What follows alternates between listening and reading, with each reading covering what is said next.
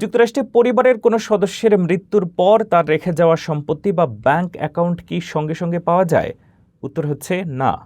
আইনি প্রক্রিয়া বা প্রবেট শেষ না হওয়া পর্যন্ত সবকিছু পুরোপুরি ফ্রিজ বা অবরুদ্ধ থাকে, যা অনেক পরিবারকে চরম বিপাকে ফেলে। এই জটিলতা থেকে বাঁচার উপায় কি, তা নিয়ে বিশেষ প্রতিবেদন। প্রিয়জনের মৃত্যুর পর তার রেখে যাওয়া সম্পত্তি বা উইল বন্টন নিয়ে অনেক পরিবারকে আদালতের দ্বারস্থ হতে হয়।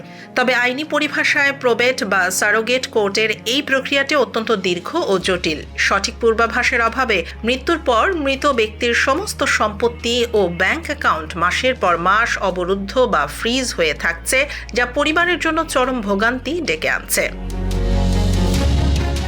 আইনজীবী ব্র্যাডলি স্ট্যাম্প জানান, আদালতের মাধ্যমে উইলের সত্যতা প্রমাণ বা স্টেটের অ্যাডমিনিস্ট্রেটর হিসেবে নিয়োগ পেতে হলে প্রচুর নথিপত্র, হলফনামা এবং নোটারি স্বাক্ষরের প্রয়োজন হয়। এই আইনি প্রক্রিয়া সম্পন্ন হতে সাধারণত 2 থেকে 3 মাস বা তার চেয়েও বেশি সময় লেগে যায়। আর এই সময়ে আদালতের সুনির্দিষ্ট আদেশ ছাড়া উত্তরাধিকাররা মৃত ব্যক্তির কোনো ব্যাংক অ্যাকাউন্ট বা সম্পত্তিতে প্রবেশ করতে পারেন না। পরিস্থিতি আরও জটিল হয় যখন পরিবারের সদস্যদের মধ্যে অভ্যন্তরীণ কোন্দল শুরু হয়। উইলের স্বাক্ষর জাল দাবি করা কিংবা বন্টন নিয়ে আপত্তি তোলার কারণে বিষয়টি সরাসরি দেওয়ানি মামলায় রূপ নেয়। এতে সম্পত্তি হস্তান্তরের প্রক্রিয়া বছরের পর বছর ঝুলে থাকে।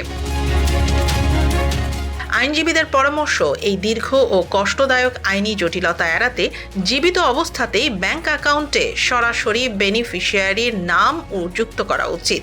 এছাড়া একটি সুপরিকল্পিত লিভিং ট্রাস্ট গঠন করার মাধ্যমে আদালতের হস্তক্ষেপ ছাড়াই সরাসরি ওয়ারিশদের মাঝে সম্পত্তি বন্টন নিশ্চিত করা সম্ভব।